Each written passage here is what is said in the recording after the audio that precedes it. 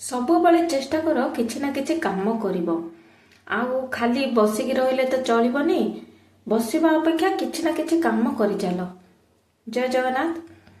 ତ ଆପଣମାନଙ୍କୁ ଆଜିର ନୂଆ ଭିଡ଼ିଓରେ ପୁଣି ଥରେ ସ୍ୱାଗତ କରୁଛି। ଆଉ ମୁଁ ଲାଷ୍ଟ ଭିଡ଼ିଓରେ କହିଥିଲି ମୋ ମାମା ଆସିଛନ୍ତି ବୋଲି, ତ ତାଙ୍କୁ ମୁଁ ଲଗେଇ ଦେଇଛି ଆଜି କାମରେ।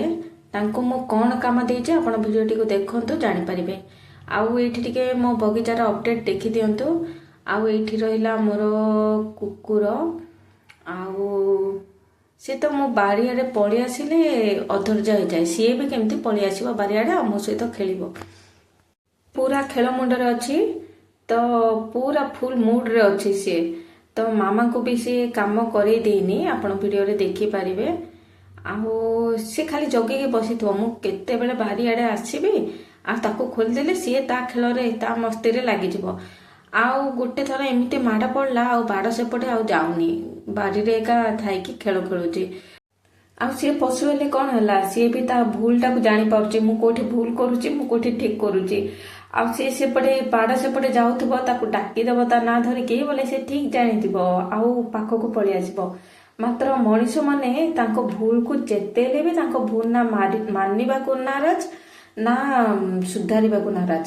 ତ ମଣିଷମାନେ କ'ଣ ପଶୁଠୁ ହୀନ ହେଇନାହାନ୍ତି ଆଜିକାଲି? ତ ମାମା ମୋର ବାଡ଼ିର କାମ ଦେଖିକି ପୁରା ଖୁସି ହେଇଯାଇଛନ୍ତି। ଆଉ ସେ କହିଛନ୍ତି ବହୁତ ସୁନ୍ଦର ହେଇଛି ସବୁ ଯାକ।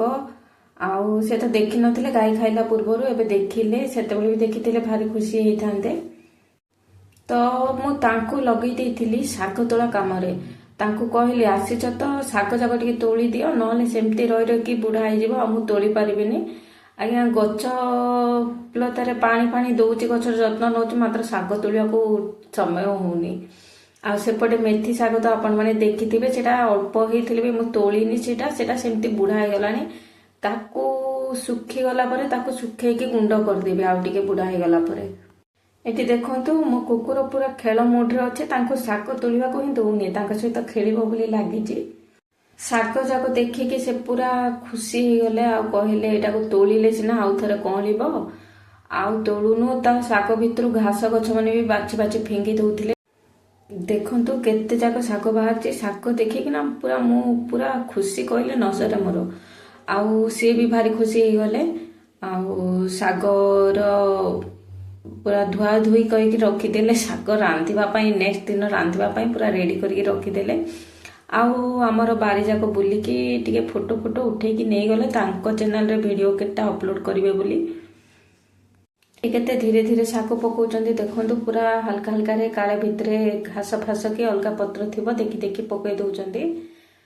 ତାପରେ ତାକୁ ଧୋଇକି ରଖିଦେବେ। ଏଇଟା ନେକ୍ସଟ ଦିନ ଶାଗ କରାହବ ଆମର। ତ ଆପଣମାନଙ୍କୁ ଆଜିର ଭିଡ଼ିଓ କେମିତି ଲାଗିଲା ମୋତେ କମେଣ୍ଟରେ ଜଣେଇବେ।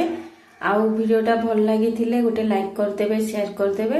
ଆଉ ଯଦି ଆମ ଭିଡ଼ିଓକୁ ନୂଆ କରି ଦେଖୁଥିବେ, ଆମ ଭିଡ଼ିଓରେ ନୂଆ ଆସିଥିବେ, ତେବେ ଆମ ଚ୍ୟାନେଲକୁ ସବସ୍କ୍ରାଇବ କରିଦେବେ।